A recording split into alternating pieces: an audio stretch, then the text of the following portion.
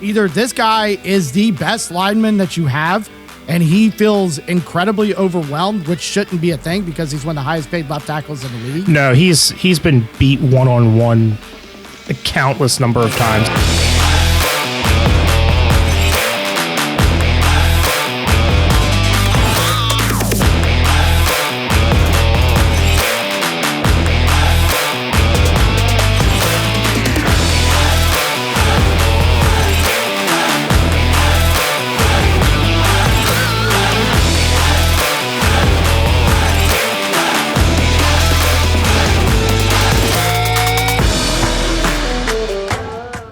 Welcome back. This is Flag on the Play with the Duke, me, and Billy, your host with the most.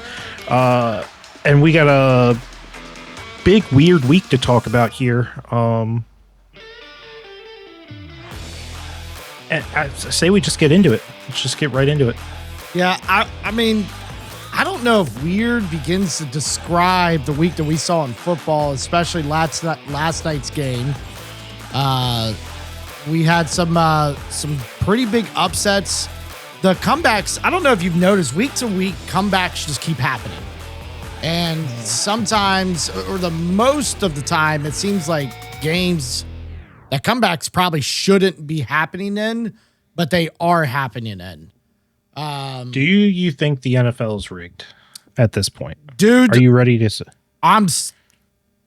I'm starting to believe it. I just wish they would. I don't know if our checks aren't, going through or what. I mean, the Hunt family's been around for a long time. I really feel like our checks should be good, but it's clear that they're not. And we just stopped paying. I mean, we brought in all this money with Taylor Swift. So what happened? Why they stop writing us into the scripts? I don't know, dude. What do you... Why don't we start with that? Let's change it up a little bit. Let's start with the Monday night Kansas City Jaguars game. Let me hear your thoughts, because I did send you that video of Chris Jones just taking the go-ahead touchdown play, just taking that play off and hanging around. Yeah, those are it's things like that make me think what's going on, and I don't want to keep harping on your team because I think you guys have had enough damage. Hopefully some good things come your way. But, I look back to the year that you guys beat us in the AFC Championship. We're up by quite a bit. And we are basically at the 5. And we have the option to go up, I think, 21-0. Maybe you could correct me if I'm wrong. I think we were like 14-0, like 14-3. And, the game previously, you guys had been sacked 9 times. We couldn't get back to you, but that's neither here nor there. Our offense was cooking, and then out of nowhere, we just sucked. And that always made me think, like, what is this? What's happening? And then, we win some Super Bowls. We win 2 more after the fact. We had already won 1 since, at least in my lifetime. And then I look at these games these last couple weeks, and, I get that Worthy hasn't been around, and then last week Worthy is around, but then the Ravens, who are this extremely high-scoring team, as well as a good defense, just all of a sudden, every single player is hurt. Lamar Jackson can't finish. I thought he was faking, and now it seems like he's out for a few weeks. And then we get to last night's game. Chris Jones doesn't look like Chris Jones. Our defense looks really, really good, but then really, really bad. And I've never seen that before. I've never seen our defense look so bad, yet so good all in one game. And Chris Jones was a prime example of that, who just did nothing. And, I'm looking at it. We got a full moon out. It was a bright one, too. A super bright full moon. It's fucking Jacksonville, humid as hell, Florida, or Duval, or wherever the fuck this hellhole is, right? I don't know what it was. And our offense looked fine. Worthy didn't look great. He had some ankle issues going into the game. But our offense looked fine, but our defense, the saving grace of our team the last 3 or 4 years, looked absolutely fucking terrible. Sorry, we're in a Discord where somebody joined. But it was the weirdest. Join? Yeah, Alex joined. Sorry, Alex. He left already. But it was a weird game. And then on top of that, we get the way we get beat doesn't make any sense, right? So this game comes down to basically a go-ahead touchdown by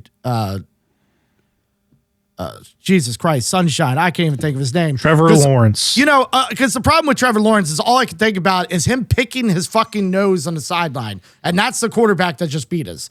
The guy that refused to throw the ball away when it was time to throw the ball away and took sacks. This is the guy that beat us. He fell twice on that play, and not once could our explosive run-stopping defense, we couldn't stop him. Yeah, that was kind of crazy, to be honest with you. That play was kind of crazy that, like, I guess he tripped on his guard's foot. Yeah, the guard stepped on his foot. And so that was the initial fall, but he fell again. It's unfortunate. It felt like the Chiefs were able to get consistent pressure all game. I don't really know that particular play, the coverages they were playing or whatever their defense was must not have dictated much pressure. It must have been like contain because, like I said, it seemed like they were able to get pressure on Lawrence all night. And on that particular play, he had, I mean, if he didn't trip, he was going to have all day to throw the ball. It looked like so. Yeah, I really, it was such a weird thing. The thing about this game, though, is Jacksonville looks like a team. I mean, we kind of have to say that at this point. They're 4-1. They just took down the reigning AFC champions. Unfortunately, we didn't win the Super Bowl, so we can't call us that right now. But they took down the reigning AFC champions, a team that went 15-2 last year.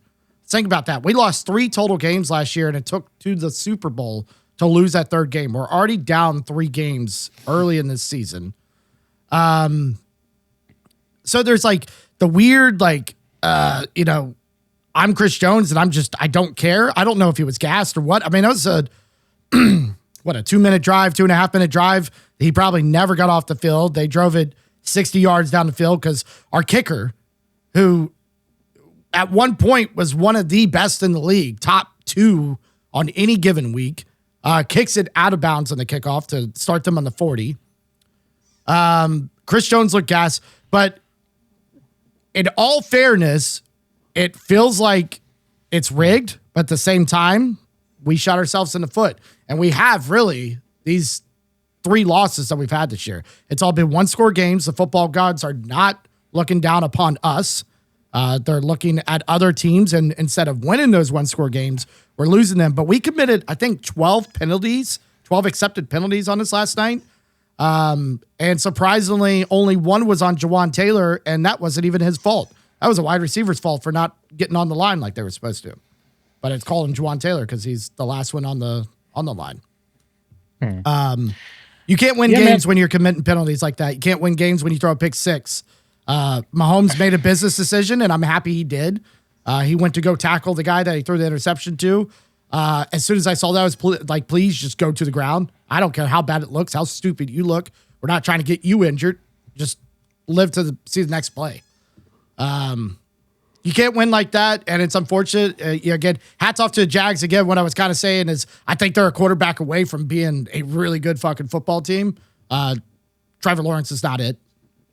But Cohen has turned that team around. The coordinators have turned that team around. That defense, the guy Lloyd that got that pick 6 is kind of fucking elite. They were showing highlights from all the games this season. Yeah, it was a rough one. Last week we were all the way back, and we're not.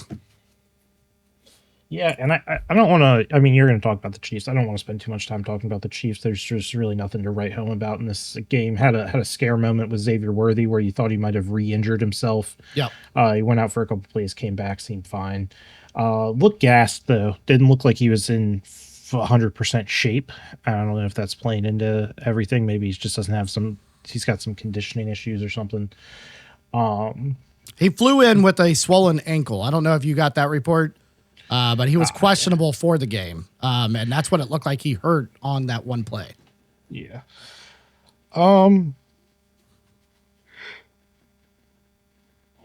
Brashard Smith, is that his name?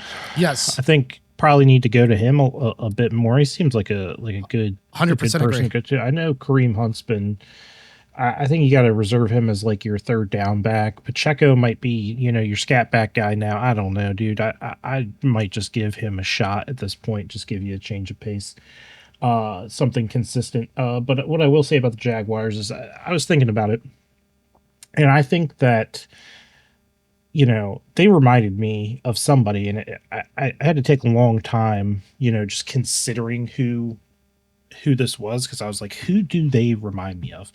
And I really think they're very much similar to, what was it, the 10 or 12 win Tennessee Titans team with Tannehill and Derrick Henry. And they had a really good defense in place. That's kind of what the Jaguars remind me of, where it's like their defense isn't necessarily a bunch of big names, but they have some dudes. They have a good defense.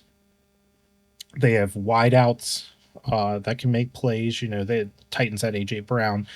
BTJ would be that guy for the Jaguars. Obviously, ETN and Henry are different types of runners, but they're predicated mostly on the run game. And it's kind of split between Lawrence and ETN, but ETN's a good runner. I think that there's just kind of different version of that Tennessee Titans team. That's really what it reminds me of. And that team, I believe, lost in the divisional round of the playoffs. So that's, I think, their ceiling this year. If they get lucky, if they can generate some turnovers, maybe they can go to like a championship game or a Super Bowl. Like that's like a luck based thing. But I think skill level wise, what this team's at right now is you're looking at like a divisional round of the playoffs. I mean, they look like they're primed to win the division. I think they were my preseason pick to win that division, oddly enough. I like the Jags. I don't think that they're, a serious threat or contender at this point.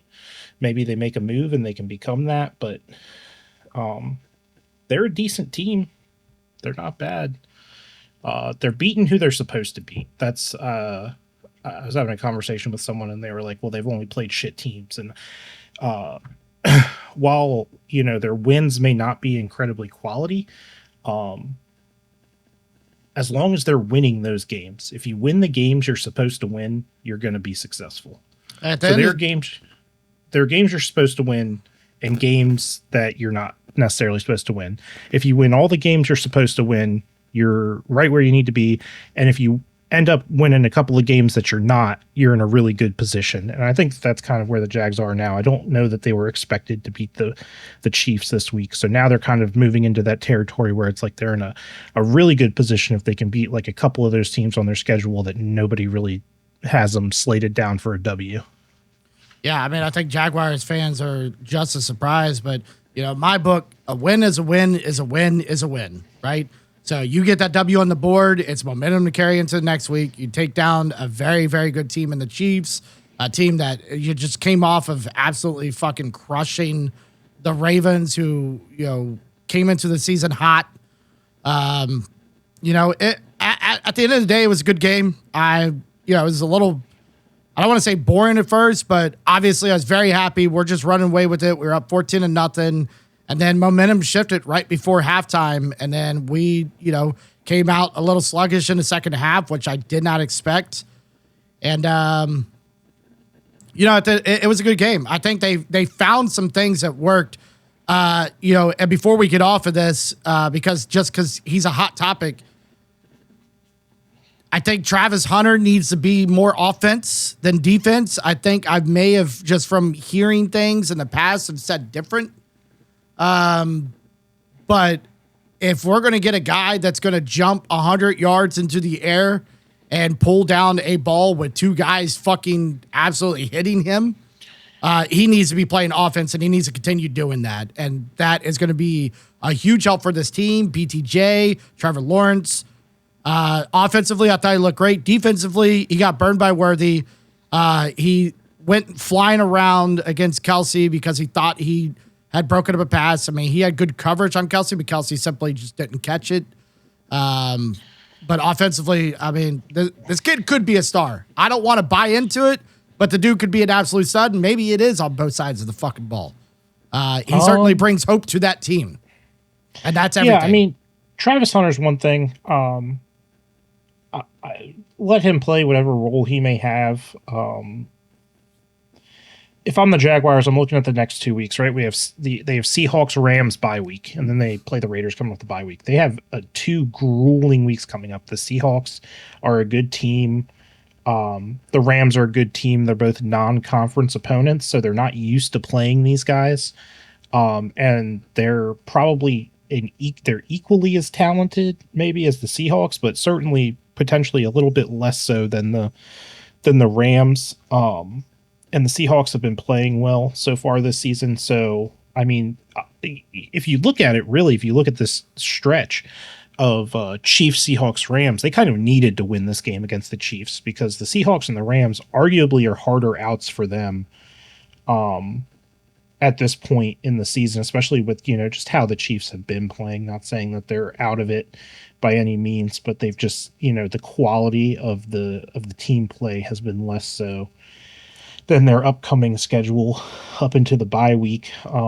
I'd like to say that they probably need to beat the Seahawks and, probably won't beat the Rams, but I mean, they could potentially lose both of those games and be going into the bye week 4-3 on a 2-game losing streak. So I think that if you're a Jags fan, you're kind of sigh of relief right now because you might have been going into the bye week under 500, and now you're going to be over 500 going into the bye week, regardless of what happens. And there's a good shot that it's ending with a couple of string together of 2 losses. I mean, those aren't easy wins. So you got to take what you can get. Yeah, and Chiefs got Raiders and I can't remember our next opponent after that. I know we got Raiders and I'm sorry. No, we don't have Raiders. Lions, we have the Lions on Sunday and then the Raiders. So the Raiders keep sticking in my head because that's when we get Rashee Rice back, right? So the goal was to make it to this game, preferably at 500. So we have kind of a must-win game coming up against the Lions. It's absolutely doable. It's at home, so that means no flying for Worthy, no worry about swollen ankles. Let's hope he can get some R&R this week. It's going to be a tough one, though. The Lions are hot. They're a good fucking team on all phases of football. I don't expect to come out to win, but it would be a miracle if we did. That Raiders game is going to be key for you guys. I mean, if you look at it, you have Lions, Raiders, Commanders, Chiefs, then bye week. Or, I'm sorry, Bills, then bye week. Yep. So you're playing, 3 of the top teams in the league. Gonna come back against Broncos, Colts. It's a tough schedule. Stretch. Yeah, it's not great. You get a little bit of a reprieve at the end of the season. You get Titans, Raiders, 2 out of 3 weeks to end the season, but it's gonna be tough. I guess the upshot of what's going on, is that the Chargers are hurt and they're not necessarily playing incredibly well either these last 2 weeks. So it's going to be a competition it looks like the Broncos are probably going to win the division this year. I don't see that happening. I will say this little factoid. A couple years ago, Chiefs started 2-3. We won a Super Bowl that year. Never count us out. Don't put us in your death book yet. Nobody's putting anybody in any death books or saying they're out of it. I'm just saying, if you just face it on value right now, I mean, Broncos are 3-2, something like that. They're coming off a big win. They have a much easier schedule, right? They have Giants, Cowboys, Texans, Raiders next 4. Or I'm sorry, they have Jets, Giants, Cowboys, Texans, Raiders. They just have I mean, if you look at that, you're saying if you're talking about, once again, we're talking about should wins, they should beat the Jets, they should beat the Giants, they should beat the Texans, they should beat the Raiders. So, I mean, they're looking at should wins 4 of their next 5 weeks. I just think that their schedule has them set up to be in prime position to win the division. I'm not counting the Chiefs out. I just think that the Chiefs are staring down a wild card seed instead of a lock in the top 4 spots of the playoffs this year. That's really what I'm getting at here. Yeah, I think just kind of looking here. Yeah, so they're at 3-2. Chargers are 3-2. Chargers are getting weaker as they typically do as the season goes along. It's typical Chargers football. Broncos kind of do the same thing. Raiders just count them out always. Just a real quick thing I'm seeing here. Points for Chiefs are in the lead at 125. Broncos in second at 117. Neither the Chargers or Raiders cross 100. But points against, we are second to last at 107. With, in my opinion, is an easy top 5 defense. So our real key is getting Rice back. We can kind of get back to that similar formula that we had back when Tyreek Hill was on the team, outscore your opponents, but with a really solid defense. And if we can get Spags and boys just to turn shit around, I mean, shit could get real scary in a few weeks for teams coming against us. But I'm with you. As of right now, I mean, season ends today. We're not even in the playoffs. Playoffs aren't even an option right now. So, Broncos and Chargers leading the way. A lot of weird shit going on, but I'm over talking about my fucking team, because we still have some big things to talk about, especially with your team. Yeah, let's talk about it. The Bengals. You want to just go straight to yours? Yeah. Yeah. I mean, let's get the emotional topics out of the way first. And the Bengals took a absolutely devastating. I say devastating. They took an expected big loss to the Lions, 37-24, and that's I would say that 17 of those points were garbage time points.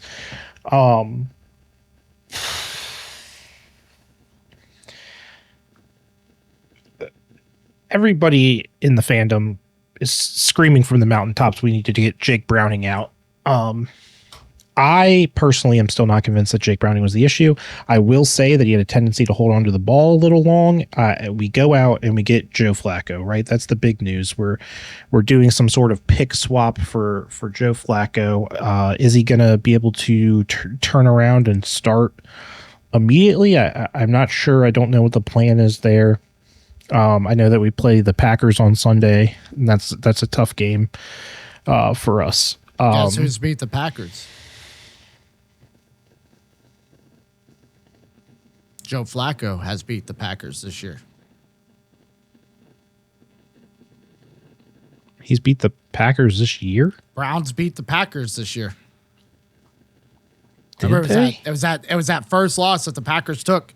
It's like what, a 15-13, some weird score. Joe Flacco's already beat the Packers, and then a few weeks later, coming right back to him. It was. You're right.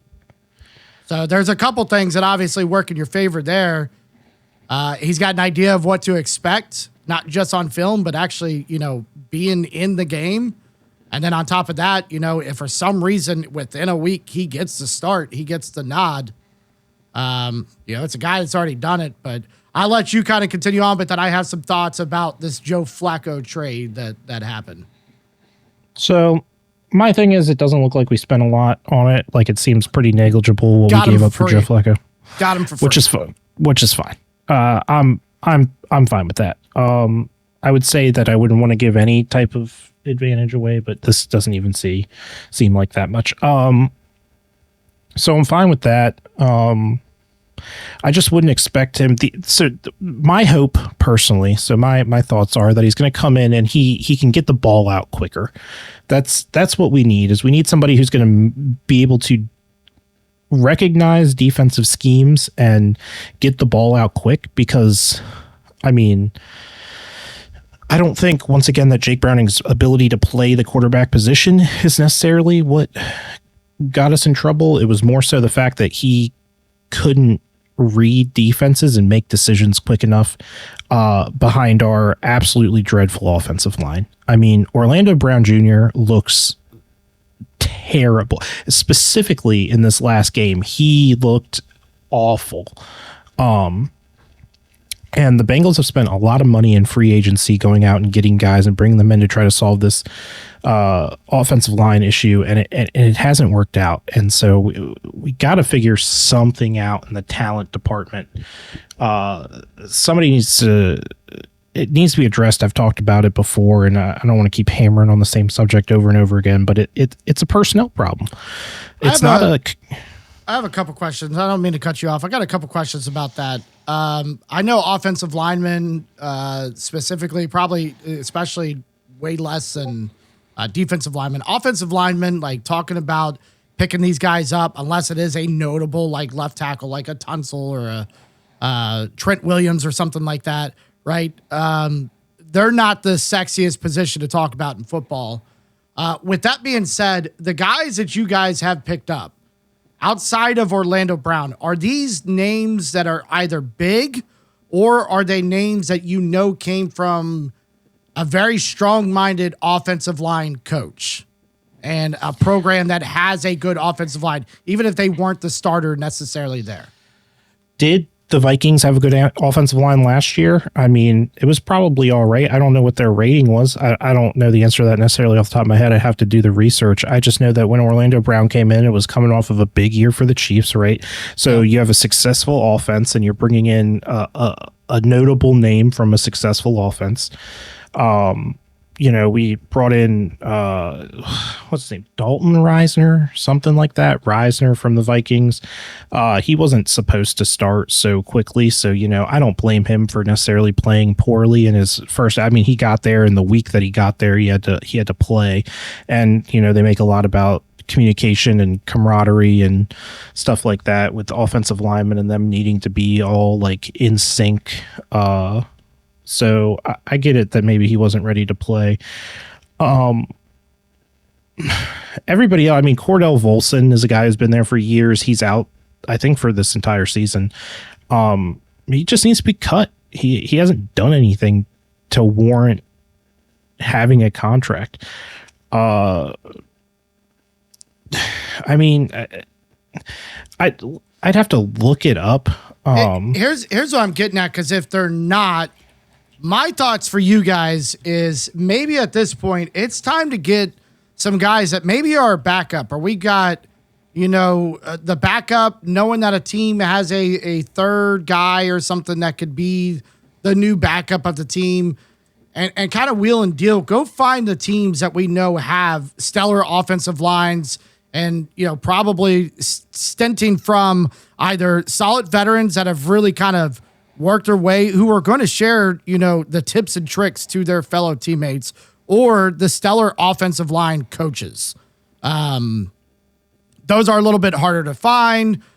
Maybe, obviously, if you got a guy like Andy Reid, who was an offensive line coach that is, 100 years later is a head coach, some guys like that that are like that. Because you have, these guys are NFL fucking players, right? You've got to block people. Now, you just went and played one of the best defenses in football, a very good defensive line. They're up there with people like the Chiefs when they actually want to fucking play. They're up there with the Eagles. These great offense or defensive lines. But you got to block these guys. You have to. You cannot get your quarterbacks destroyed. Orlando Brown, I am still convinced it is one of two things. Either this guy is the best lineman that you have, and he feels incredibly overwhelmed, which shouldn't be a thing because he's one of the highest paid left tackles in the league. No, he's been beat one-on-one a countless number of times. He can't feel overwhelmed. He's just playing like absolute I'm wondering shit. if it's like, I got to get this guy, and I know there's another guy coming from, the Mike position over here, and I've got to help, or it's a fucking long con. The guy was a Raven, and then he was a Chief. These are two guys that don't like the Bengals. I'm playing the long con here. I'm still maybe a Raven for life, and I'm just going to because I'm pretty sure some of those bad hits that Burrow has taken over the year came straight from Orlando Brown's position. So Orlando Brown is a $15 million cap hit to us, 5% of our total cap, which is fucking nuts. And he plays like shit. Ted Karras has been playing like shit. $6 million. Amarius Mims is dreadful. He needs to be cut. I know that he's a young guy, and we're hoping to develop him coming out of, I think he came out of Georgia. He's dog shit. He is terrible. He's been benched in the middle of games. Somehow he's still starting. He needs to go. Cordell Volson's injured. He needs to go. He's been there too long. He's done nothing. Cody Ford, all he does is cheat on his wife. He needs to go. He does nothing. He's more concerned with how people view him on TikTok. Lucas Patrick is injured. He can stay. I don't think he's been given a fair shake. There's potential that he has some good plays in him. Dalton Reisner, he just got there. Like I said, he doesn't cost a lot of money. He hasn't had a chance to kind of mesh with the guys. Maybe he can be better and will be better. Obviously, I'd let him play out the year and see how he does. Dylan Fairchild, I believe, is a rookie. He's getting beat a lot, but he's, like I said, a rookie. He needs to, kind of get in there. He needs to be with a consistent group. I mean, I can't imagine being, kind of a rookie or second-year player and playing on the worst line in the NFL. I mean, the amount of pressure that you feel has got to be immense. You want to be the Matt guy Lee, that comes in and changes the culture and changes the way they block, Yeah, we have this guy, Matt Lee and Jalen Rivers. I've never heard either of their names. I'm pretty sure that they could easily be cut. But I mean, in total, we got 15, 21, 24, 27, 9, 31, 2, 3, 4, 5, 35, 36 million in cap space tied up in our offensive line. That's the worst in the league. Yeah, I mean, it's tough. There's only so much you can do, but Gotta go. Yeah. So the thing I have is, initially with the Joe Flacco trade, my thoughts were this could change a lot. Not only could he be somebody to maybe help mold a Jake Browning. I just kind of, before we go, I was looking at this, and I just want to note that outside of Trey Hendrickson, our offensive line costs more, excluding Trey Hendrickson, than our entire defense. Jesus. Just putting that out there. All right, they're not doing shit. Yeah, so initially it was like, all right, so you got Joe Flacco who could maybe bring a spark, even though he's 160 years old. He could either bring the spark, like, oh, we got a guy that won a Super Bowl or some, I don't know, Mr. Elite himself. What can he do, right? So it's like, can he bring the spark, or can he be a guy that can really come in and help Jake Browning, succeed to get to that point to wait for Joe Burrow to get back? But then after I text you about the trade, you made a good point. Our line's going to get this guy killed. I mean, yeah. Jake Browning's a little younger and maybe can at least try to run to save his life. Joe Flacco's not running to save his life. It's just not going to happen. But I'm kind of with you. I think for you guys, the hopes is maybe he can get it out quicker. I mean, you guys have the best receiver in football. And then you've got another guy that can be top 10 one day, top 5 one day, and then number 2 right next to the best receiver in football. Like, you got 2 guys that are great. I haven't heard Uzma's name this year at all. He was tearing people up last year. I don't know what the hell's going on with him. Who the hell is Uzma? What's his name? What's the tight end or the receiver? Gesicki? No. Okay, so it's not the tight end. It's the other receiver that was playing in, like, when Higgins was Andre out. Yosavash? Yeah, sorry. Oh, I'm way the fuck off. Jesus Christ. Haven't heard his name all year. What's going on with this guy? We have dogs on this team. Throw the fucking ball and get it out and let them make the plays. He made some plays this past week against the Lions. Okay. He was pretty much our only productive receiver until the fourth quarter. So there was a thought that, but I mean, it's also Zach Taylor too. I'm never going to let this go. He needs to be fired because he's not going to relinquish the play calling duties. He came out in his post game press conference. He said it was his fault. He's in control of the offense. He's got to be better, and he will be better. That's what he says. That's what everyone would say if their job was on the line. All right, 100%. He fucking sucks. He needs to go be an OC somewhere. I mean, he went straight from quarterback coach to head coach. He went from quarterback coach, not calling plays for anything, just being the quarterback coach, to being a head coach of a football team and calling the plays, basically pseudo offensive coordinator. How do you make that jump in 1 year? Who do you get though? Right at this point, who do you get? Who's out there right now? John Gruden, man. John Gruden could turn that entire organization around. Holy shit, that's a good one. I mean, to be fair, the Raiders sucked as well. So but the Raiders didn't have Joe Burrow. Hopefully he comes back and plays football, right? The Raiders didn't have Jamar Chase at a young age. They had Antonio Brown at a CTE age.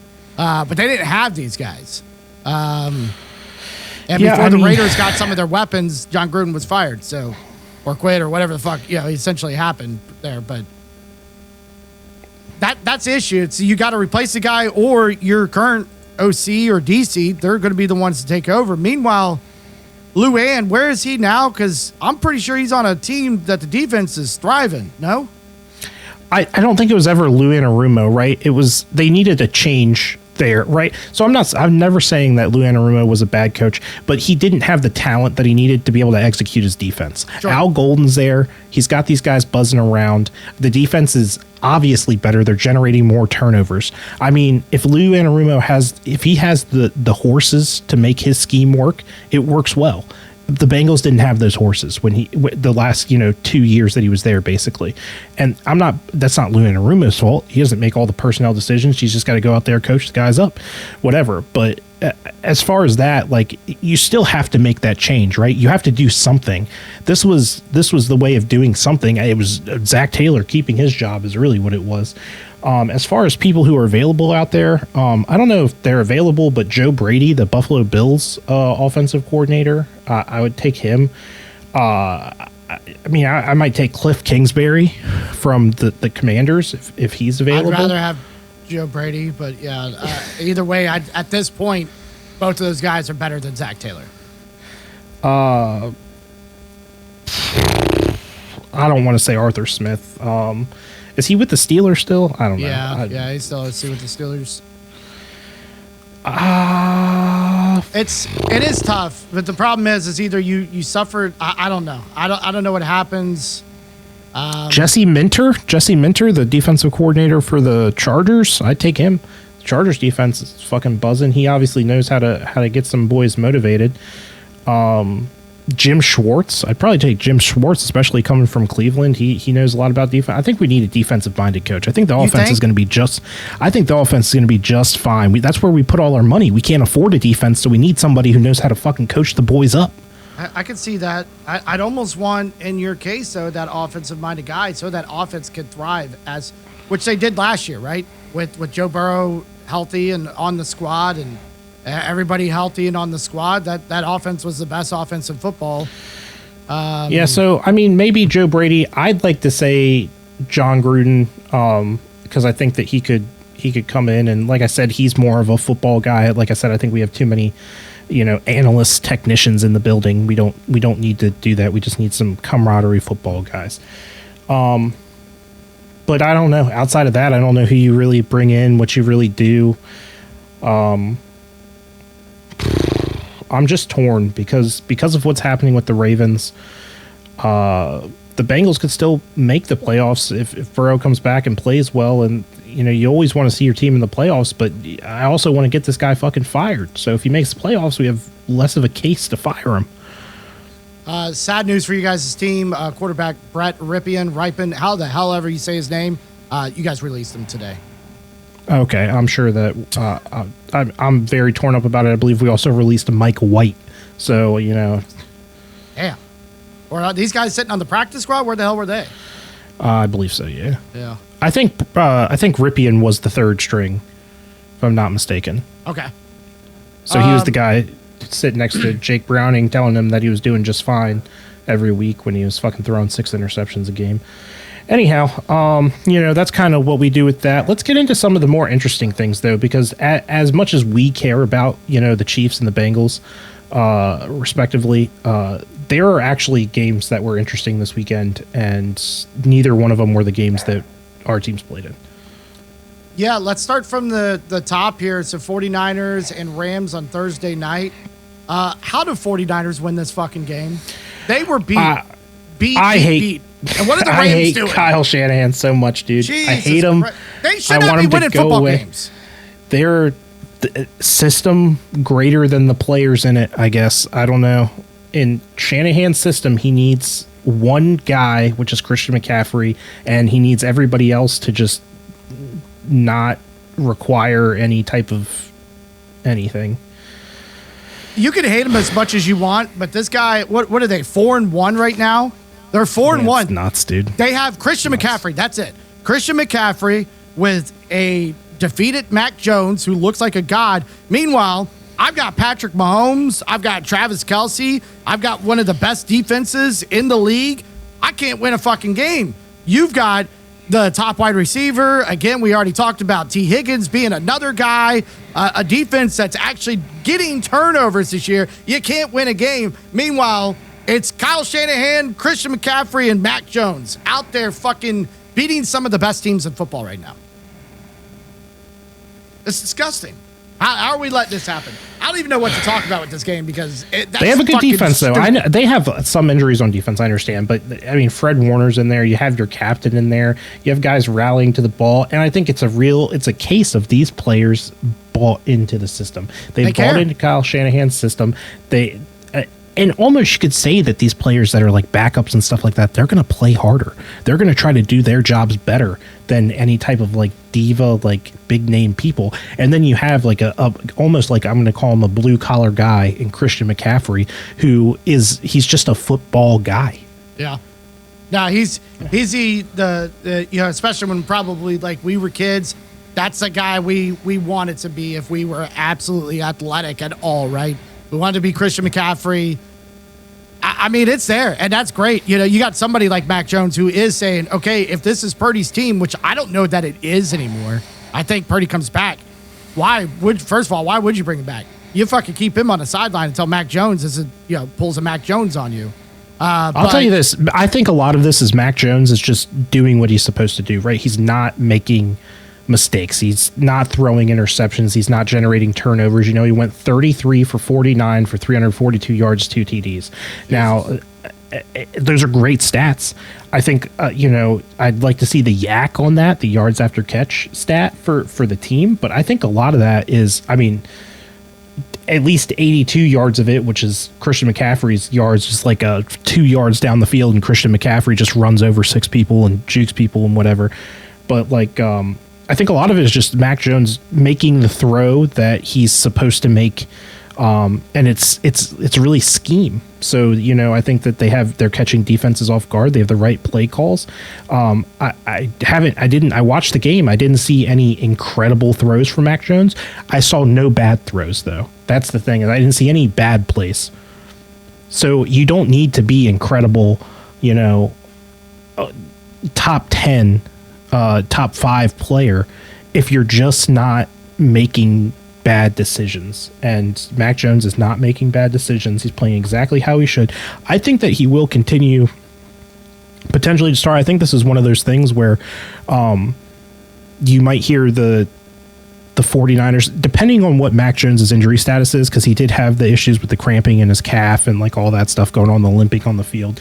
Yeah. But it assuming that was just cramping and it's all figured out, this might be one of those like mysteriously like lingering injuries that takes a little bit too long or a little bit longer than you'd like for it to rehab from. I think they might ride Mac Jones until maybe he does start to play a little bit worse. But it's like one of those momentum things. It's like a Brady comes in for Bledsoe. And I'm not saying that these things are one and the same, but it's like one of those things where, Brady comes in for Bledsoe and you kind of ride this guy until, the train runs out. On the flip side, Rams got to figure it out. I mean, they could easily be one of the best teams in football, similar to like the Chiefs or some of these other guys, out there. They should be elite, and they're not. And I don't know what the hell's going on. That one's a little tough, though. It's a division game, I've seen the 9-0 Chiefs lose to the 0-9 Raiders before. I think this was a turnover thing. I think Blake Corum had the big fumble. It's a 3-point game. It's one possession, and that seems like it was that possession. Like I said, nobody on the 49ers was making mistakes, and you have one mistake on the Rams, right? The Rams are getting beat by, really, I don't want to say beat by themselves, but they kind of are getting beat by themselves in this game where, like, if they just play their game and they go mistake free and they don't have that one turnover, I mean, 3 points easily could be swung. Yeah. Either way. So, yeah, they've had some bad luck, certainly over the past couple games. For sure. It's not a great loss for them. It's a game that they should have won, and that I think most people expected them to win. I think that they need to play cleanup crew, come in, get the mistakes away, and they're going to be just fine. Listen, if you're a Rams fan and you're like boo-hooing and being all pissy, then you're being a pussy and you need to stop. Yeah. They're going to be fine. Vikings, Browns, we get the full The Ireland game. Ireland game. I didn't watch any of this. I had weddings all weekend, so most of these games I didn't get to catch. I've only seen highlights.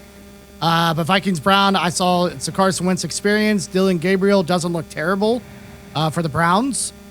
And Vikings come out with a win. They just, another team that just keeps finding ways to win fucking football, no matter what's going on. They also have solid players all the way around on defense and offense alike. Did you catch any of this game? I watched almost the entire thing. Oh. Any notable things that we should know from this game? Well, that's one thing having a baby, is that motherfucker is up and ready to play at 5 a.m. So yeah, that'll do it. Around 9:30, whatever it was when this game came on, I was...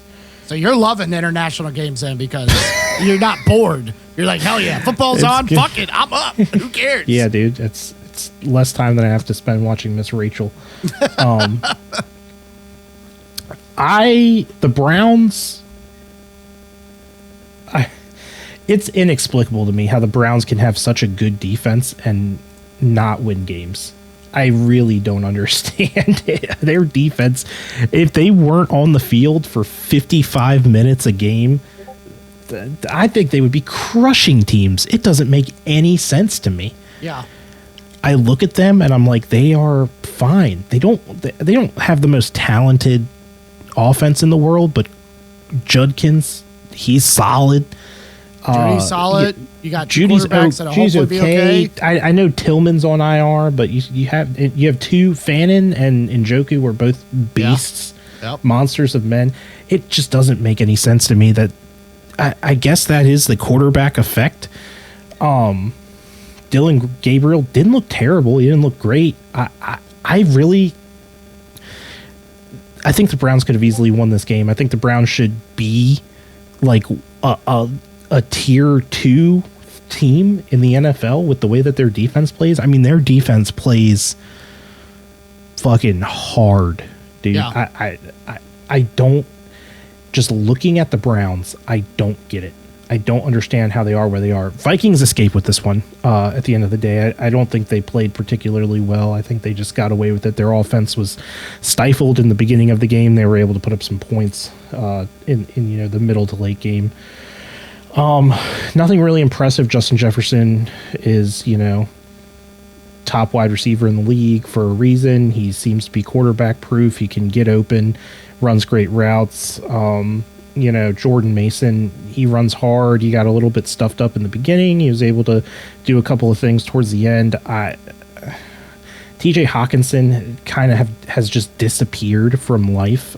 So I don't know. I think he was considered, most people at least top 10 tight end in the league. And I don't know if it's because he's not getting targeted or what it is, but it seems like he just has no impact on the game.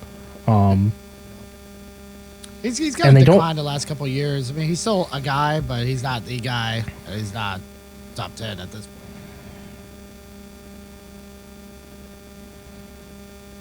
point.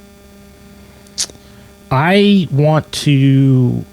If I were the Vikings, I'd want a solid number 2 receiver. I think that they have Jefferson, and then they have like a group of guys below that who all kind of play pseudo number 2. You have Addison, you have Naylor, you have. Thielen barely ever comes in, but you have these guys, right? I think you need to just I think it's supposed to be Jordan Addison, but I don't think he gets that type of role. I think you just need somebody else who you can feed the ball to. I especially forgot Thielen was on that team, to be honest with you. I think he got traded back this year. So. I remember that happening, but I forgot it happened until you said his name. So it's just one of those things. The Vikings could be a better team. They have a good defense. They could be a better team if they just, I think, kind of made a decision on a true number 2 wide receiver and schemed it, or go out and get a guy. If you don't think that Addison's that guy or Naylor's that guy, go get somebody. Cool. They're close to being a good team. unless you have something to talk about, Cowboys should have won this game. They dropped 37 on the Jets. Jets are just fucking terrible, and I feel sorry for every bit of fan base that they have left. It's quite honestly a much worse franchise than what you're dealing with right now. It sucks that they have such cool colors. I like the Jets colors a lot. Really? Yeah. I love that green, dude. I'm a big fan of that green. I think they have some of the coolest helmets. Like, they're just like green helmet is tight as shit to me. I don't know. I like the Jets from a logo perspective and just like it's Jets, you know? I think that like Eagles Kelly green is better, and I fucking hate the Eagles. No, the Eagles Kelly green came from the Celtics, and the Eagles are just a bunch of frauds, and they should all die. There we go. All right. Well, anyhow, the Jets are better from a logo and color scheme perspective in every way than the Eagles, and they have a better. The Jet is way cooler and more American than the Eagle. In this case, sure. Anyhow, no, I got nothing to say about that. Spencer Rattler gets his first NFL win. Who would have thought we'd see this day? And it goes against the Giants, who look like they were going to start being hot, and they're not. Yeah, I had no faith in the Giants whatsoever. So, the Saints are just one of those teams where they blindly just run really up-tempo offense, like really loose up-tempo offense, and they hope it works out, you know. And against better defenses, they go 3 and out in 10 seconds. I don't like Kellen Moore. Kellen Moore, right? That's who they're... Yeah. Head coaches. Yeah. I don't like his offense at all. I think it's dog shit. I think he's trying to, once again, bring one of those like college-type schemes. The Saints are going to lose a lot of games. As they do. They're not incredibly talented. They're talking about trading Kamara, which they might as well do because they're not using him at all. I mean, they're kind of splitting almost, it seems like almost 50-50 him and Kendre Miller. So I saw that he might get traded to the Chiefs, actually. I don't see why the hell we would do that. We got 5 running backs in that room, and well, it probably, I can't imagine it wouldn't involve Pacheco. Like, it wouldn't be like kind of like a... I like Pacheco. Pacheco looked good. We didn't really touch on that. We talked about, Hunt is definitely a 3rd and 2 back. Smith is the fast back, which I want to see more of. But Pacheco is looking better and better as the weeks go on, and kind of getting back into that form. But we'll move on. Next game, same thing. I love it. Raiders suck. Indiana Jones is still high flying. No weird fumbles this week, at least from this team. Colts 40-6. Any notable things you saw to this? I mean, another expected kind of game that we should have seen here. Colts are just watching Jonathan Taylor's usage. I think they're trying to save him for later in the season, but you also just, hope that doesn't come back to bite them. Colts are supposed to win this game. They won the game. Did you watch any of, I don't know why you would. Did you watch any of the Panthers-Dolphins game? Looks like Panthers won by 3. What happened there? I watched the entire Panthers-Dolphins game. Actually, believe it or not, because I had some fantasy stake in it, and the Bengals didn't play till 4, so I had to watch a game at 1. And I certainly wasn't going to watch the Colts Raiders or the Giants Saints. The Panthers had a comeback in this game. The Dolphins looked like they were just going to cruise to a win. They were, not necessarily cruise, but they were up 17-10 at half. 17-13 in the third quarter, and then it may have been 24-13 at one point. I don't know if Carolina might have scored the last 2 tuds to end the game. It was really a show of why. I like Mike McDaniel, but this was a display of why he needs to be fired. I mean, they couldn't make it to the finish line in this game. They couldn't finish out the game. And I think a lot of that's game plan. You got to just generate first downs and run clock when you're up, late in the game. And the Panthers, to their credit, they're resilient. They were down. They could have just quit. They didn't quit.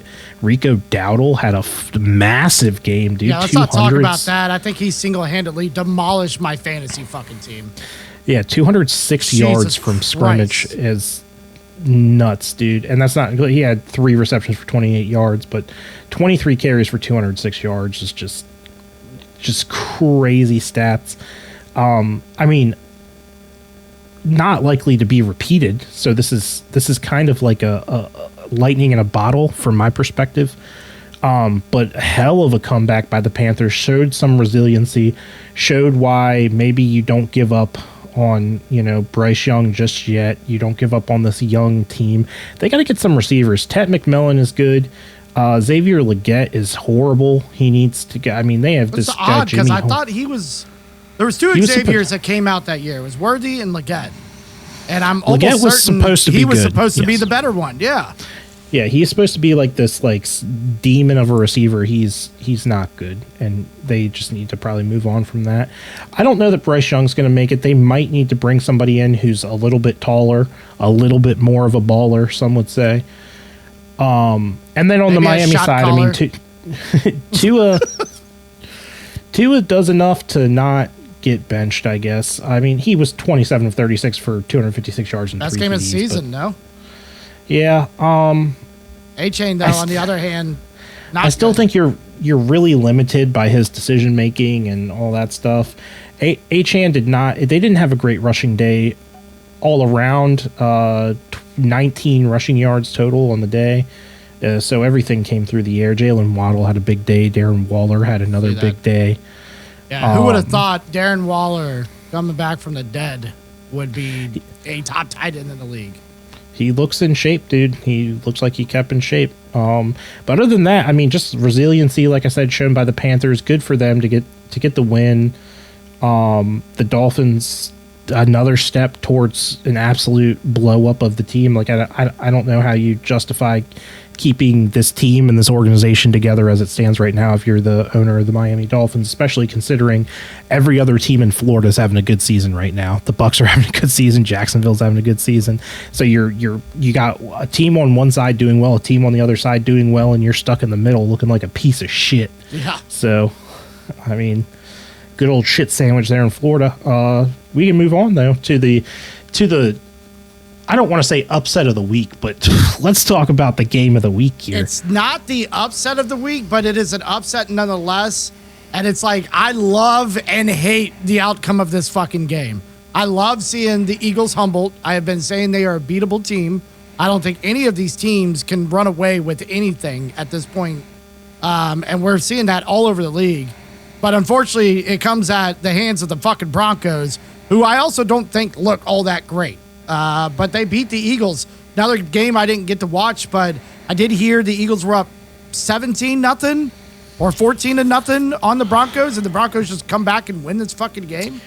I believe it was 17-3. But yeah, something like that. The Broncos did come back to win this game. Looks like J.K. Dobbins had a good game. Cortland Sutton breaking out and doing well. But Jalen Hurts, this is probably his, as far as a quarterback is concerned, his best game of the year, too. 280 yards, 2 touchdowns with Devontae Smith leading the way there. Does A.J. Brown get traded? Do you think teams are calling right now? We're going to talk about that a little bit before we get off this call. But I think that A.J. Brown is one of the... I think he will ask for a trade. Yeah, he's that kind of guy, I think. They're playing it cool right now, but I don't think it's going to last. Yeah, and I mean, I think he showed in Tennessee when he was unhappy. Yeah, he's not a chemistry guy. He's not a personality that you necessarily want. He's more of a diva, more of a wide receiver type. Boy, could you imagine him and Baker together? I don't know that he ends the year on this team. I can't imagine him and Baker together because I don't think that receiver room has room. Mike Evans getting old and is not healthy. Godwin coming off of an injury. I didn't catch his stats, but you'd have to look at the contract and the money. Yeah, and how that to too. do it that way. I mean, look at teams that need receivers, though. I don't know. I don't know that they would trade him in the division. I don't know that they would trade him in the division, but I think Washington's got to make that phone call. Yeah. I think Washington's definitely got to make that phone call. Maybe throw McLaurin in there, just get rid of him, because I think McLaurin's becoming more of a problem for the Commanders than an asset, more of a hindrance to them. I just don't think he's come back with the chemistry or the drive to play well, even though they did win this week. I mean, Devontae Smith is a fucking guy. Like, he's looked good every single year since he came out of college. It's just a matter of getting him the fucking ball. Yeah, I think if you're the Texans, you might try to make that trade as well. I don't know that he wants to go play in a small market. Ravens? It wouldn't be good for you guys, but Ravens don't really have, I gotta say, Flowers. Yeah, I mean, if I'm the Ravens, I'd probably try to do that, but the Ravens probably have other concerns right now, being 1-4. AJ Brown does get 5 catches though for 43 yards. I mean, he was targeted. But he's out overshadowed by a young kid. God, I'm just trying to think of who. The Lions don't need him. Cardinals probably can't afford him. Doesn't want to go there. Niners at 4-1, I think, are a good option. I like Washington. What do they give up though? I mean, they give up first rounder, what, like second rounder? How old is AJ Brown? I think he's kind of on the he's down 28. Slope. So he's got a few more years. I don't know if he's worth a first. I'm interested. What did Philly give up to get him? Not quite sure, to be honest with you. Didn't they sign him? Didn't he just leave voluntarily, or was that an actual trade? Let's take a look here. 2000. So when did he get here?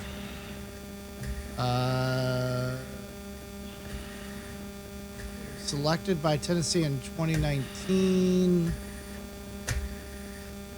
2022 is when he gets to the Eagles.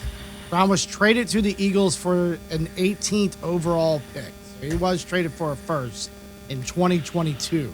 So okay, 3 years later, might be a first round, but he is a 4-year, $100 million with $57 million guaranteed. That's not cheap. It's not the most expensive, but it ain't cheap either. But this guy could change a lot of franchises' outlooks on the entire season. I think it's tough for San Francisco to get there.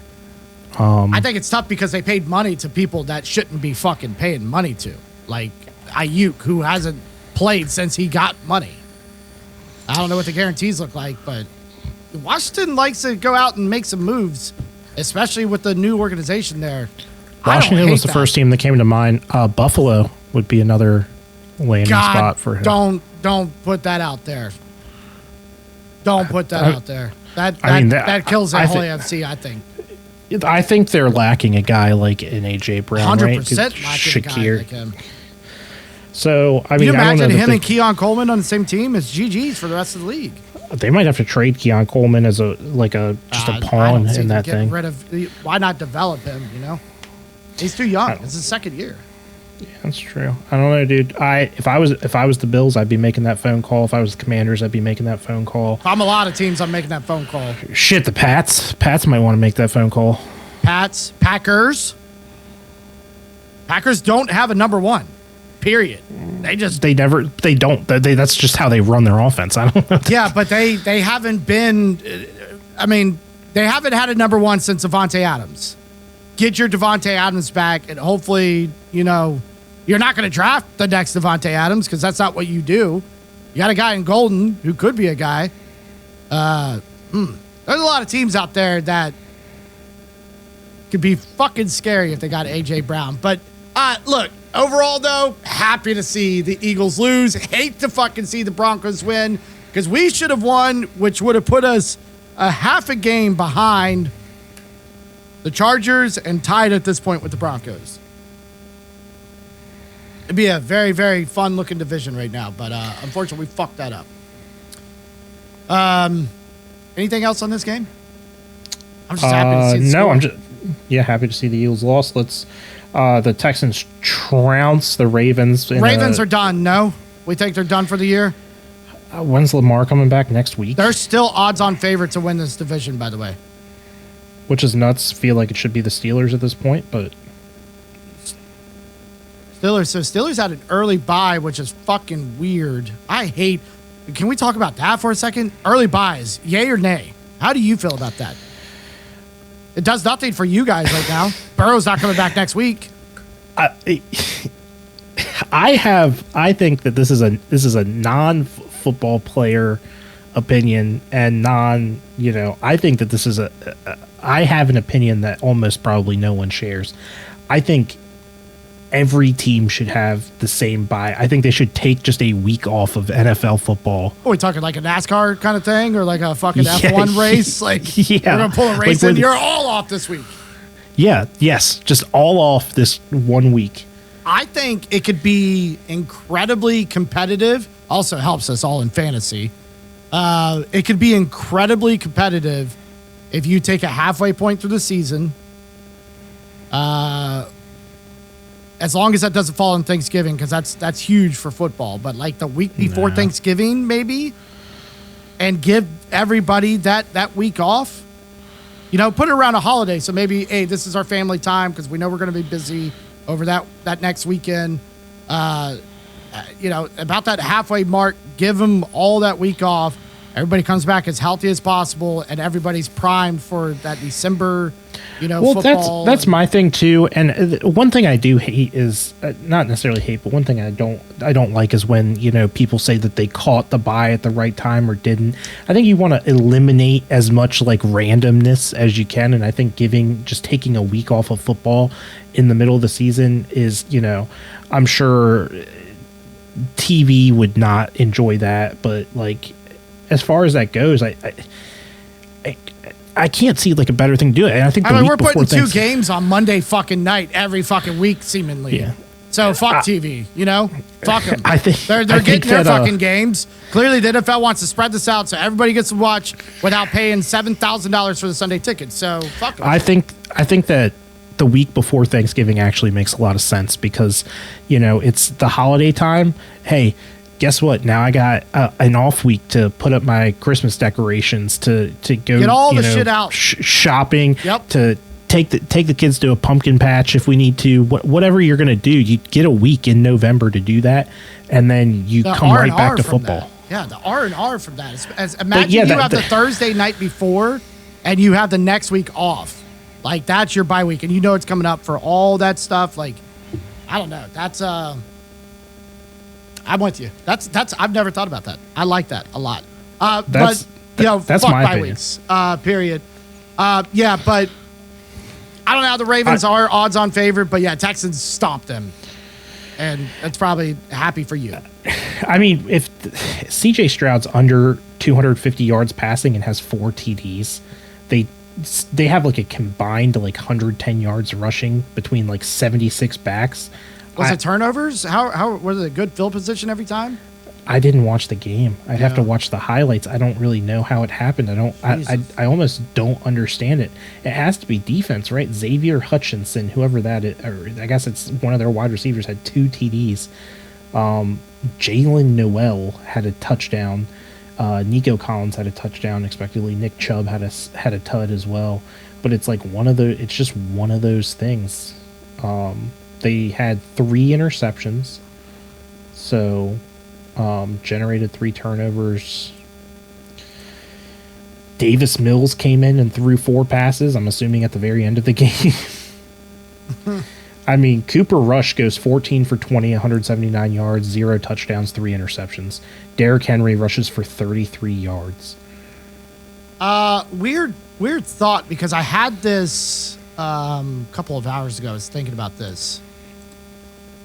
If you're the Ravens, I know you're probably getting icky thinking about being a Raven right now, right? But if you're the Ravens, do you be the team to go get your boy to come home and play until Jackson gets back?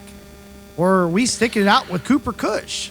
I don't know why the Ravens didn't make a move to like Joe Flacco's got to be cheap, right? What is it, $4 million or some shit? Like, go get Joe Flacco. I guess that the Giants aren't fielding Jameis or Russ. I don't know. Or one of those guys, 100%.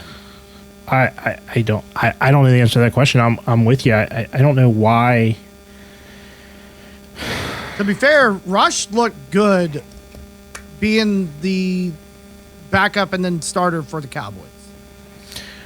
He didn't look great, but he looked like a reasonable backup to have on your team. A guy like a Gardner Minshew, a Carson Wentz, some of these really, really good backups, a Bridgewater in some games, I guess. But he's not that for the Ravens because Ravens aren't built like that. Now, Joe Flacco is a better quarterback than most of those guys because he's actually done something. But yeah, Jameis, who maybe will run a little bit. I think letting Huntley go was one of their biggest downfalls, honestly. I know, sometimes you just got to trim the fat, but the Huntley was built like Lamar Jackson in the sense that he could run a lot of the similar plays. Not nearly as good, but he could still do it. Where is Tyrod Taylor right now? That might be the question. I feel like I saw him recently, maybe like preseason. Tyrod Taylor is currently the question with the Jets. That's what the Ravens should be asking themselves right now: is where is Tyrod Taylor? I agree, but Tyrod Taylor's how old is this man? He's 36 years old. I mean, I guess, yeah. If we're gonna go for an old quarterback that's gonna be cheap, yeah, go after Tyrod because he's more aligned with Lamar than Flacco is.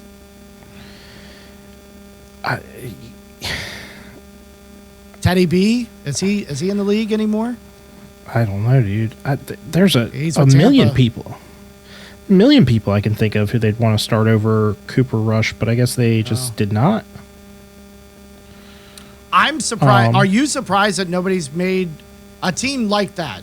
Or you guys? Or obviously it'd be really, really tough for Baltimore or you guys to go after it. But could we think of any other teams and possibility that no other teams have thought about reaching out to the Browns for Shedeur? Here's the thing is, I don't know that Shedeur wants to involve himself in something that going to guarantee him he's going to be sitting in a few weeks. Yeah. I think it'd be hard to sell him on that. Do players have the option? I don't think they have the option though, right? I mean, they could just not play, I guess. Yeah, I mean, I think he'd do it and try to win the spot, but he'd be unhappy, and you just don't. You're worried about the drama, right? Like, yeah. Do I want this, like, in my organization right now? Like, do I want to attract this attention? And it sounds kind of shitty to think about and talk about and say or whatever. But that's something that people, they're not just looking at talent and can you help our team? They're looking at, like, from a media perspective, what's going to happen to us. But, I mean, you have to factor that in. You got locker room matters. Yeah. Well, I hope some of these guys figure it out because we need better football than 44-10. The next game we're going to talk about should be if I'm the Red Zone channel, right? And I'm sitting here looking at, how do we market for people to actually fucking pay for this shit? Because now we've got commercials and we're having issues. But if I'm the Red Zone channel, the game I'm going to point out to everybody and go, if you had the Red Zone channel, you wouldn't have missed this. It's Cam Ward winning his first NFL game because he threw in the interception. Unfucking believable, and the Cardinals should fire everybody in that organization. And that guy that fumbled the ball in defense needs to be cut immediately. Absolute wacky game. Wacky game. Full moon, baby. Caused a whole lot of issues this week for a lot of teams. Here's the thing is, outside of that, it's a 1-point game. It still wasn't, like, fun to watch. No. But Red Zone can be sold because of this fucking wackiness that happens at the end of this game. Cam Ward with 265 yards and Calvin Ridley having 131. Honestly, it's extremely surprising. But neither one of them had a touchdown. Tony Pollard only had 67 yards. He's got a touchdown. Kyler Murray is another guy that's too short to probably be in the NFL. And I don't know if he's thinking about the new Call of Duty game. He's probably playing the beta all weekend. and really struggling to want to play in this game. Marvin Harrison Jr., 98 yards. There's a guy that needs to be traded. Trade deadline's coming up, and people need to start thinking about some of these guys out here. Yeah. But what a stupid fucking game. I assume nobody watched this fucking game because who would? But that should sell Red Zone right there. That's their whole marketing strategy is you wouldn't have missed this and you would have got to catch it live. You don't even have to watch the replay. You were there when it happened. I mean, between that and the Panthers comeback, that's fucking Broncos leading the way to win at the last second, kind of thing. Buccaneers. Yeah, so, I'm saying the Broncos, Eagles. Oh, we're not moving on. Okay. Yeah, but we are moving on. Bucks, Seahawks. Hey, Baker just keeps getting it done. This looked like probably game of the week as far as, good-ass game from what I've seen. Highlight-wise, did you catch any of this one? Probably not because your team was on. Yeah, I did not catch this one. And the Bengals lines went deep into the night, almost bumped up to Sunday Night Football. Kind of crazy. It would have been funner if, those are always fun when your team's winning, too. It's like, hell yeah. I'm on a fucking roll, and I'm going right into fucking Sunday Night Football. Let's go. Yeah, it would have been cool. But instead, I had to just suffer through and we don't have to talk about it. Yeah, Buccaneers win this game, continue rolling. The Seahawks are a good team. They are. Darnold, 4 they're touchdowns. That's awesome. JSN needs to enter the conversation. 100%. I think it's for time. A lot of people. We're starting to see it this season. He's looking really, really good. He had a stellar fucking game, but not better than Abuka. Abuka is a fucking dog. Yeah, he's a guy. Holy shit. 7 receptions, 163 yards. So maybe A.J. Brown doesn't need to be going down there. They got their guy, and then they got some veterans to fucking kind of take over in the times that he's double. Yeah, I'm not worried about receiving core if I'm the Tampa Bay Buccaneers. They absolutely not are in perfect shape. Darnold to 4 TDs still, 350 yards, 4 TDs, basically 341-4. Playing well. And JSN, both quarterbacks have also a great 132. Yeah, both quarterbacks have a great completion, 28 of 34 and 29 of 33. They both look really fucking good.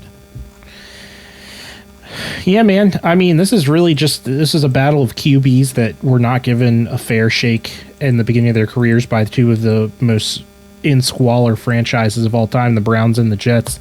Yep. And they have found their homes in new places.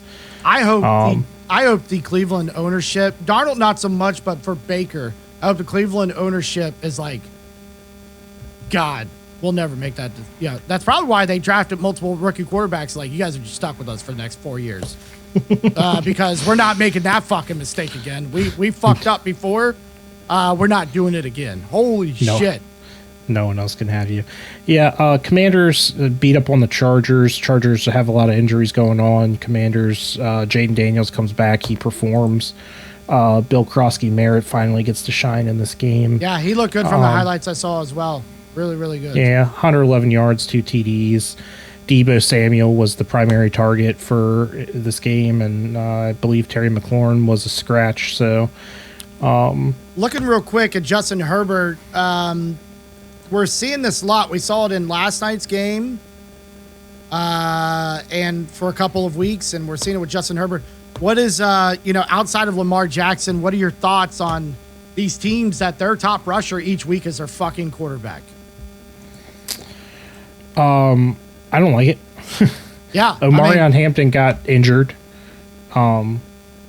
What's his status? I think he's IR. And it'll be Hassan Haskins, I believe, was designated to be the starter moving forward. Damn, so that kind of makes sense for that. I mean, these other teams, though, just, quarterbacks are their top rusher. I don't, run the fucking ball then. I don't like playing the game that way. I think it's just because you get more opportunity. The quarterback can be uncovered, sometimes not unaccounted for. Absolutely, but yeah. If I'm a quarterback, I don't want that job. I mean, but that's what they do. Keenan Allen has been their best receiver on this team all season too, which is kind of crazy. Extremely surprising, but also sort of expected. They got the chemistry, right? And he's a Charger at heart. He always has been, and I think it was a dumb move to let him go to the Bears. Quentin Johnston's put up the numbers, but Keenan Allen has been the safety security blanket, whatever you want to call it, and he's been the go-to guy. He's a good player. I hate him, but he's a good player.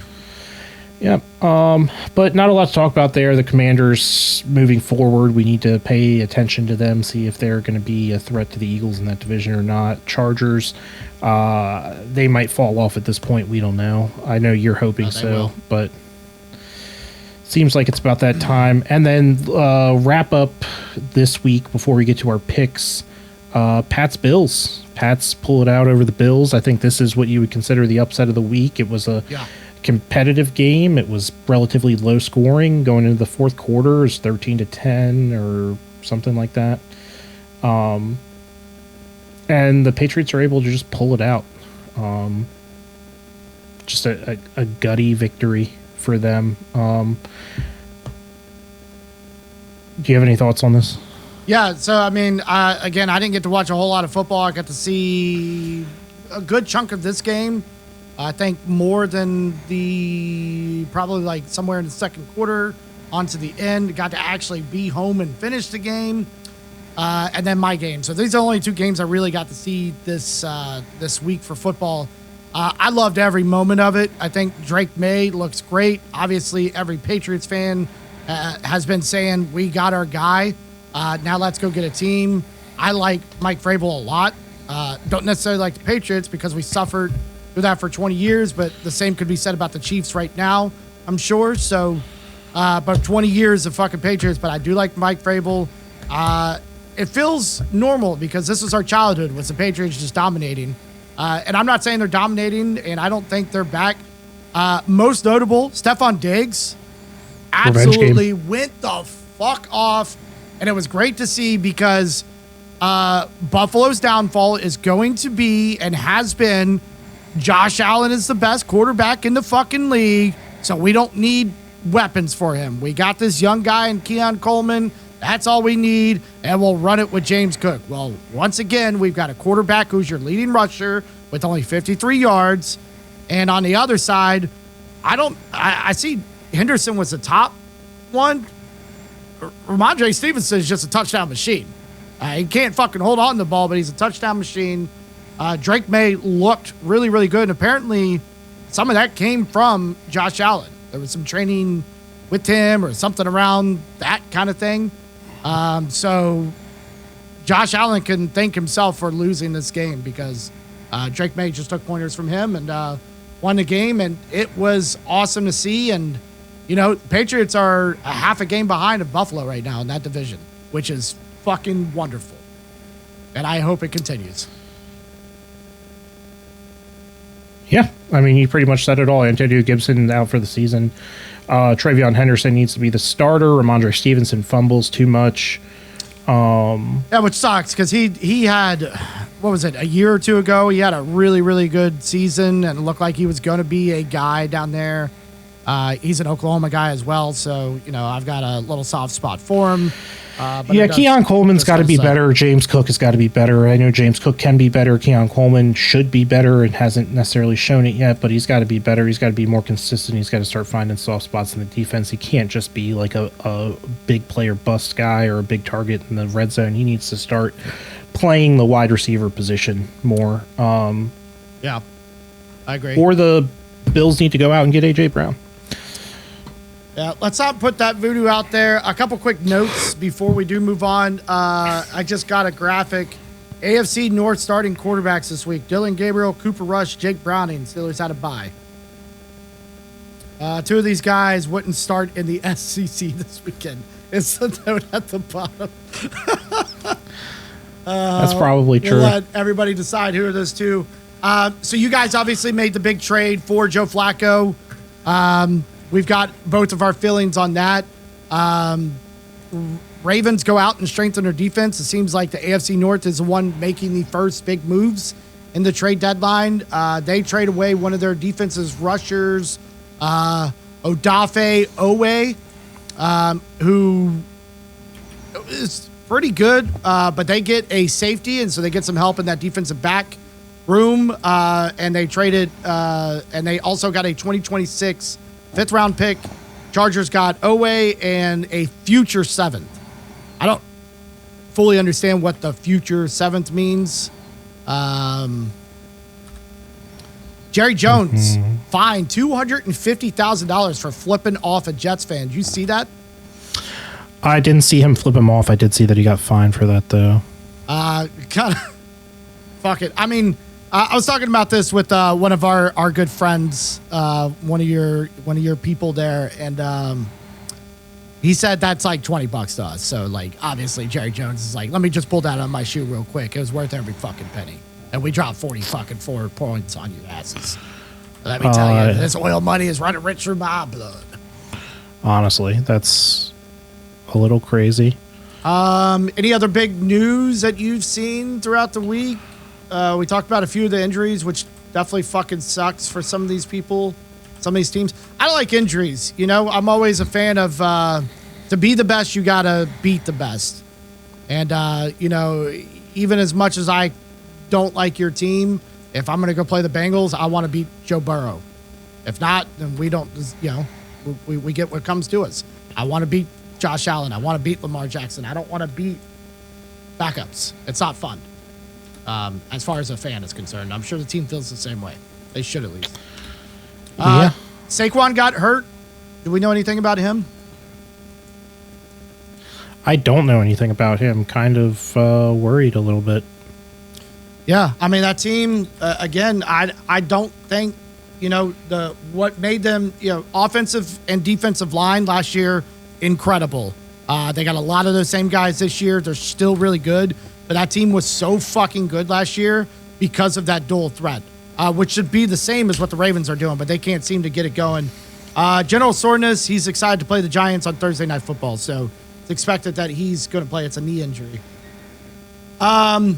The only other thing I want to talk about is trade deadline coming up. We talked about A.J. Brown. What we got till the end of week 7, so just a couple weeks here. Any big moves you see happening outside of possibly like an A.J. Brown? Any names that you expect? Any teams you think, you know, maybe you guys, do you guys think we see how Flacco does over the next couple weeks and then try to get somebody in under that wire, or this is it? This is what we got to work with, Jake Browning and Joe Burrow, or Joe Flacco. I think maybe look out for a Terry McLaurin deal if he continues to be, you know, kind of that guy. But I don't know. I feel like the NFL trade deadline doesn't typically happen. Kirk could get moved. Russell Wilson could get moved. Alvin Kamara could get moved. That's true. Russell Wilson would be a good one for a team that really needs a quarterback or at least a solid backup. That I know at one point Jacoby Myers asked for a trade. Njoku, that they brought in Fannin, but they went younger at quarterback. They got rid of Joe Flacco, so they're kind of like out of that mode. So Njoku could move. So I was way off. Week 9, the end of week 9 is the end of the trade deadline. So Tuesday, November 4th. So we've got some time. Every year I feel like I say this is the craziest trade deadline ever. Surprisingly though, I don't think the Chiefs are going to be making any big moves. I don't know who we go after. I think they're going to target Kamara, dude. I don't see why. And look, Kamara's been one of the most fun players to watch over his entire career. The only player that has ever really meant a fuck outside of Drew Brees. But really, post Drew Brees, he's the only player that does anything on a team. So I hope he gets to a team where he can, you know, maybe feels what it feels like to win again. But yeah. I don't see. We've got Pacheco, Hunt. We signed. We got back Clyde. We've got Rashard Smith. We've got Elijah Mitchell. Right? Is that the right one? I confused some of these. Elijah's the one that was a running back for San Francisco. We got like 5 fucking dudes on this team that's a running back. Carson Steele, I think, might be on our practice squad. Don't call it a comeback if he comes back. Nobody will. Yeah, I don't know, dude. We'll talk about it more as we get closer. I'm not really sure at this moment. Cool. I'll need to dive into it, but let's How get did we into fare last week? Did you tally up our wins and losses? I did, and you're still in the lead. So after 2 weeks, you are 17-13, and I am 14-16. Wow. Notably, you picked the Pats to beat the Bills. Hell yeah. You picked the Jags, though, to beat the Chiefs. I did pick the Jags to beat the Chiefs. Asshole. I had the Chargers. I had the Chargers beating the Commanders. You had the Commanders beating the Chargers. We both had the Cardinals, which didn't hit. We both had the Eagles that didn't hit. We both had the Texans that did hit. We both had the Dolphins didn't hit. Both had the Colts, Cowboys. Oh, I had the Saints. You had the Giants. That's the other place where we separated. And you had the Vikings and I had the Browns. So I had the Browns winning. So that's where all the discrepancy comes from. But at the end of the week, you are 3 games up on me. And we'll see how it goes going into week 3 for us. So if you want to... Yeah, absolutely. Thursday night kicks us off with a really boring fucking game. Eagles go into Giants territory. That should be a fun one for all cities involved. Eagles are favored by 7.5, over under 40.5. I mean, it's got to go over 40.5, dude. You think it's going to go over 40.5? Neither one of these teams can score points right now. I think it's going over 40.5, and I'm going to take the Eagles. I'm going to take destroy I'm going to take the under. I think they also destroyed the Giants, but I'm going to take the Eagles as well. I'm going to take the under. I think if any points are scored, it's going to be all Eagles. Why Eagles? It might be 42-0 Eagles, dude. Who knows? Could be. I'll take my chances. I'm taking the under. All right. Next game, Sunday, 9:31. Where the fuck is this game? Another early Sunday game, so good news for you. Is this London? The Germany game, maybe? I think we got a London game, no? There are 3 maybe. London games coming up. It's the Broncos at the Jets. Broncos are favored by 7 with the over-under at 43.5. I'm going to take the Jets. Fuck you. I wanted to take the Jets as well. Take the Jets, dude. Broncos. I'm taking the Jets, and I'm taking the over. Wait, what was the over under 43.5. Yeah, over for sure, dude. Yeah. Jets and over. Fly, Jets, fly. What do they say? Go, Jet, go? I don't know, but fuck it. I don't know. Jets, they say Jets. Jets, Jets. Jets. There we go. Fuck it. I'm a Jets fan. If I didn't have weddings, I'd wake up with you guys and watch this game. Text me and let me know how it goes. Next game, Browns at Pittsburgh. Pittsburgh favored by 5.5. They're coming with fresh legs. Hopefully Jalen Warren learns how to run the ball again. Over under at 38.5. I'm going under in Pitt on this one. I'm going to take the Browns again. Like I said, every time I watch the Browns, I don't see how they don't win more games. I think that's actually a good pick because Dylan Gabriel in the second game against a team that hasn't played in over a week. You know? I'm going to take the under too, though. I can't see how this game is more than 17-10. No shot. Chargers at Dolphins. Chargers favored by 4.5. Over under 43.5. Fins up, baby. Taking the Dolphins. And I'm fucking taking the over. I think we're going to have some fucking no defense, all offense. Dolphins going to make it fucking work this week against some beat up Chargers.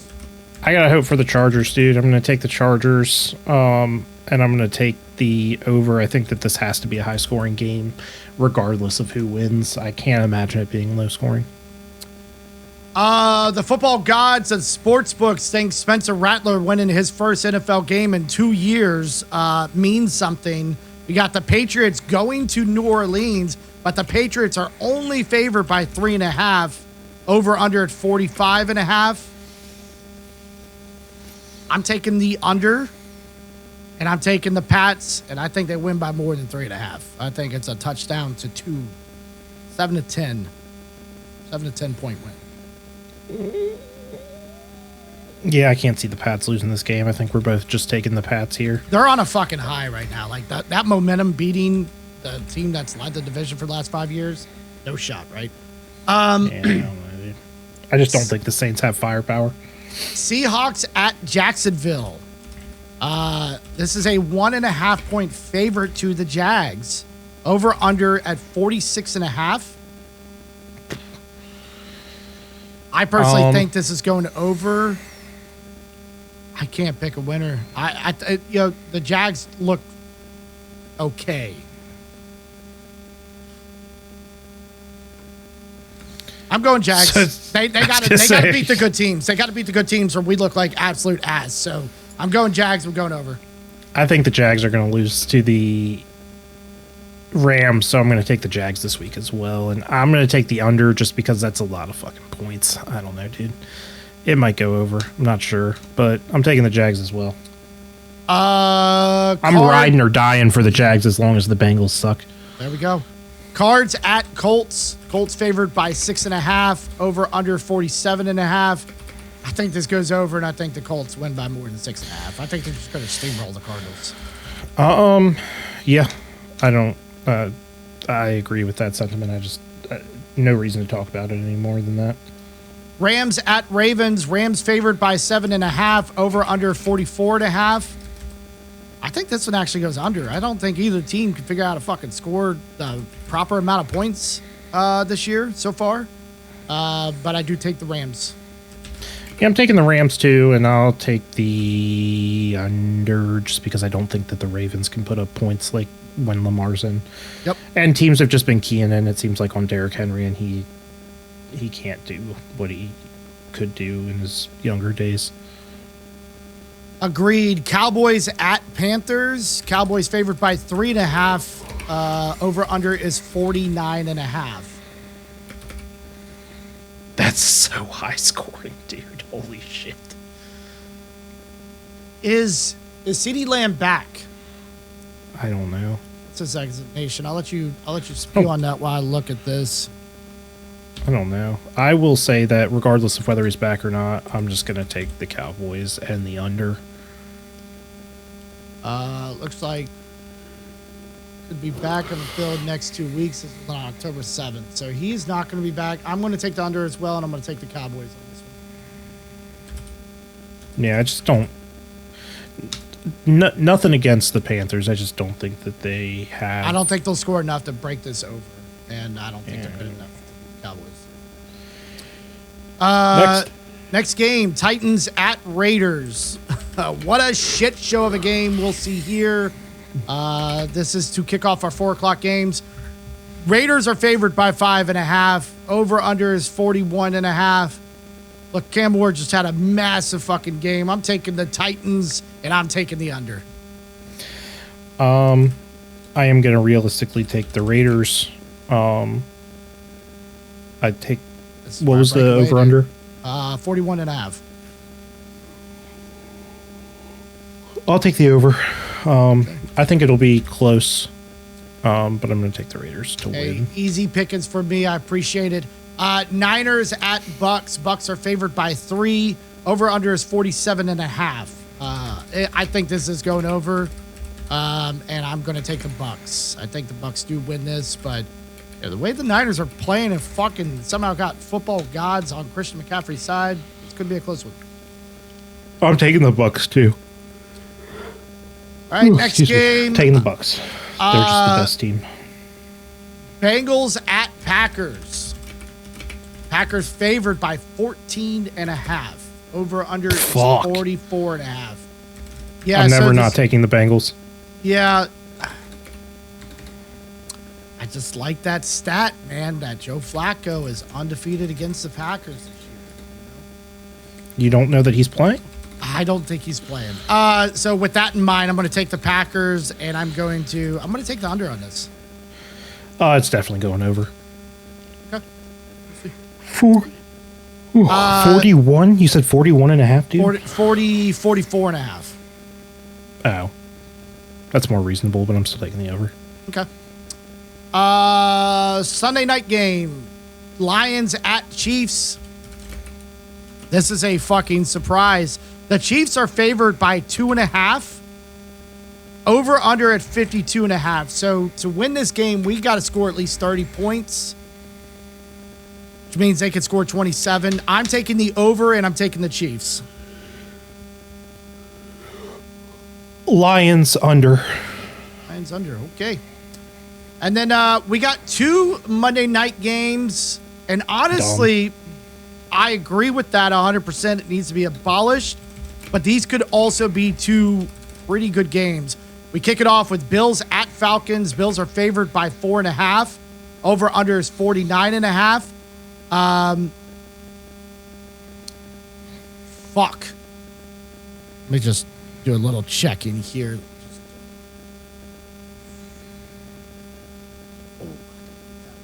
Oh yeah. So Falcons are coming off of a bye this week. They just beat a beat up Commanders team. Fuck, man. I want the Falcons to win. I don't think they're going to. I'm going to take the Bills, and I'm going to take the under on this one. I actually really want to take the Falcons as well, but I will take the Bills. I wanted to take the Falcons. I'm going to take the Falcons. Take the Falcons. There we go. Over under 49.5. I think that goes under, I'm taking right? the Falcons. 49.5? Yeah, I do think that goes under for sure. Yeah. I don't know why I'm taking that. I was high on the Falcons preseason. I'll be high on them now. I'm taking the Falcons. They've had some moments, and I hope they have big moments on Monday night. And it's at Falcon Stadium. It's in a dome. Josh Allen doesn't matter throwing a dome. Chicago Bears at Commanders. Commanders are favored by 4.5. Over under is 49.5. I'm going to take the Commanders, and I'm taking the over. They got JD back, and I think the Bears are going to make this competitive. I'm really surprised at what they're doing this year. Yeah, I got the Commanders, and I'm taking the under, and I hope the Bears fall apart.